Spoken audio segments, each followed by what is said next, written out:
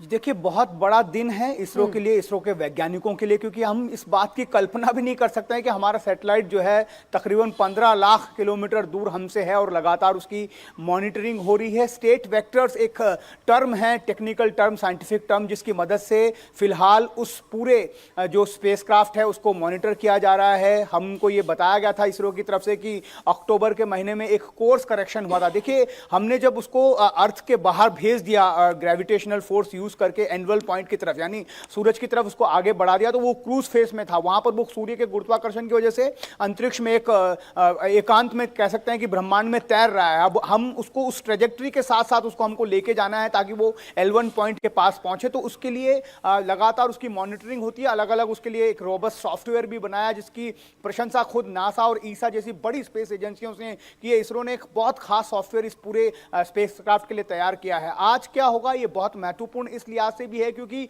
L1 point जो है एक इमेजिनरी पॉइंट है, एक मैथमेटिकल पॉइंट है। हमने ये काम पहले भी किया है। अगर हमारे दर्शकों को बहुत आसान शब्दों में समझाएं तो जब मंगलयान हमने किया था, तब मंगलयान पर भी हमने उसकी जो ऑर्बिट है उसको इस तरह से चेंज किया था कि वो मंगल के आसपास चला जाए और वहां पर मंगल की ग्रेविटी से हमारा उपग्रह जो है वो मंगल के को ऑर्बिट करने लगा था। इसी तरह से चंद्रयान मिशन की बात कर लें तो वहां पर भी जो हमारा प्रोपल्शन मॉड्यूल है उसने जब हमारे विक्रम और रोवर को, जो प्रज्ञान रोवर है, उसको उससे अलग किया था, तब भी हमने वहां पर इस मैन्यूवर को अंजाम दिया था। लेकिन वहां पर देखिए, समझना यह होगा कि वहां पर चंद्रमा की कुछ बहुत थोड़ी सी ग्रेविटी है, मंगल की ग्रेविटी है, तो वो पुल कर लेता है। मंगल और चंद्रमा की जो ग्रेविटी की वजह से वो सेलेस्टियल बॉडीज जो होती हैं वो उस स्पेसक्राफ्ट को अपनी तरफ पुल कर लेती है। लेकिन यहां पर जो L1 पॉइंट है जिसके इर्द गिर्द हमें इस पूरे स्पेसक्राफ्ट को ऑर्बिट में पहुंचाना है, वहां पर कोई ऐसी फोर्स नहीं है। इसीलिए इसको बहुत ज्यादा क्रिटिकल माना जाता है। और ये जो डाटा जिसकी मदद ईसा और नासा ने भी हमारे लिए किए जो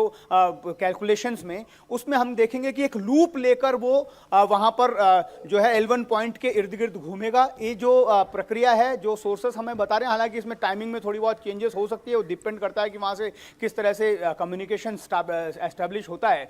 3:40 पर दोपहर में ये बताया जा रहा है कि उसका जो LAM 440 न्यूटन जो मोटर है उसको फायर किया जाएगा, फिर वो एक लूप बनाएगा। वहां पर आपको उसके एटीट्यूड में चेंज करना पड़ेगा। ये सब बातें हमने चंद्रयान के वक्त पर भी सुनी होगी अमित। तो वो एक बार जब उसका कोर्स एक तरह से उसको वापस उसको एक लूप करके उसके बाद में L1 पॉइंट के पास लाया जाएगा, उसके बाद उसको वहां पर ऑर्बिट में स्थापित किया जाएगा।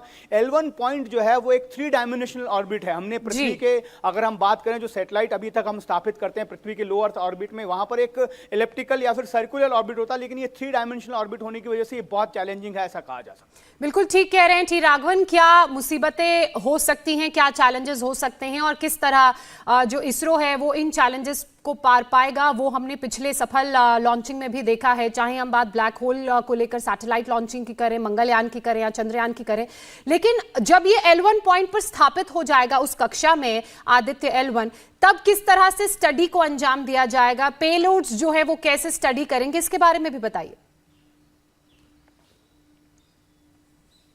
जी बिल्कुल, देखिए इसमें 7 पेलोड लगे हुए हैं। पहली बात, जब इसको L1 पॉइंट के हैलो ऑर्बिट में, इस हैलो ऑर्बिट क्यों कहा जा रहा है इसको, हमने जिक्र भी किया कि वहां पर ऐसी कोई वस्तु है नहीं, कोई सेलेस्टियल बॉडी नहीं है जिसके इर्द गिर्द हमें घूमना है, एक पॉइंट के इर्द गिर्द हमें घूमना है। और ये 3 डायमेंशनल ऑर्बिट है, तो इसका जो आप उसकी जो ऑर्बिट की जो कक्षा की जो दूरी देखेंगे, हम यहाँ पर कुछ किलोमीटर्स की बात करते हैं, वहां पर वो 7 lakh kilometre by 2 lakh kilometre होगा। तो आप अंदाजा लगाइए, वहां पर पहले से भी 4 ऐसे ऑब्जर्वेटरीज मौजूद हैं नासा और ईसा की, यूरोपियन स्पेस एजेंसीज की, वो वहां पर ऑलरेडी हैं। तो इन सब चीजों को ध्यान में रखते हुए उसे वहां पर प्लेस करना होगा। चूंकि वहां पर प्लेस होने के बाद वो सूर्य के बिल्कुल सामने आ जाएगा, मतलब पृथ्वी और सूर्य के बीच में ये जगह है 15 लाख किलोमीटर पे। हालांकि अभी भी वो 14 करोड़ 85 लाख किलोमीटर दूर जो है वो सूर्य से रहेगा, लेकिन सूर्य को बिना अवरोध के वो लगातार स्टडी करेगा। 7 पेलोड, उसमें जो सबसे मेन पेलोड है वो इंडियन इंस्टीट्यूट ऑफ एस्ट्रोफिजिक्स ने बनाया, जो VELC जिसे कहा है, जो कोरोना का जो आउटर मोस्ट लेयर है सूर्य की, वहां पर क्या गतिविधियां होती है, कोरोनल मास इजेक्शन जिसे हम सोलर तूफान भी कहते हैं, वो कैसे उठते हैं, वो उठने के बाद कैसे ट्रैवल करते हैं, पृथ्वी पर आने के बाद जो अंतरिक्ष मौसम है उसको किस तरह से वो प्रभावित करते हैं। अगर वो धरती की चुंबकीय शक्ति जो है, ग्रेविटेशनल फोर्स को अगर ब्रीच कर अंदर आ जाए, पृथ्वी के अंदर आ जाए, तो हमारे कम्युनिकेशन सिस्टम को वो किस तरह से नुकसान पहुंचा सकते हैं, इन सब की स्टडी वो एक उपकरण करेगा। इसके अलावा एक्सरे रेंज के कुछ वहां पर उपकरण लगे हुए हैं। यूवी फिल्टर्स में, यूवी लाइट्स में सन की स्टडी की जाएगी ताकि उसकी जो संरचना है, आंतरिक संरचना, उसको स्टडी किया जा सके। जो मैग्नेटिक फील्ड सन से अर्थ की तरफ बढ़ती है, क्योंकि हम 15 लाख किलोमीटर आगे हैं पृथ्वी से, तो हमारे उपकरणों की मदद से हम ये जान पाएंगे कि उसकी गति क्या है, वो किस दिशा में बढ़ रही है, क्या वो पृथ्वी को नुकसान पहुंचा सकती है। जैसे हम पृथ्वी पर मौसम का पूर्वानुमान लगा देते हैं, उससे हमें बहुत सारी आसानी हो जाती है। ये कोशिश यही है कि अंतरिक्ष के मौसम का पूर्वानुमान लगाया जा सके, साथ ही सन की संरचना को स्टडी किया जा सके। और ये सब तभी संभव हो पाएगा जब उस ऑर्बिट में, हेलो ऑर्बिट जो L1 पॉइंट के आसपास है, वहां पर L1 आदित्य पहुंचेगा। बहरहाल नजर रहेगी, क्योंकि आज का दिन बेहद ही बड़ा और खास दिन है। आपसे आगे भी हम अपडेट लेते रहेंगे। फिलहाल तमाम जानकारी के लिए टी राघवन आपका बहुत शुक्रिया।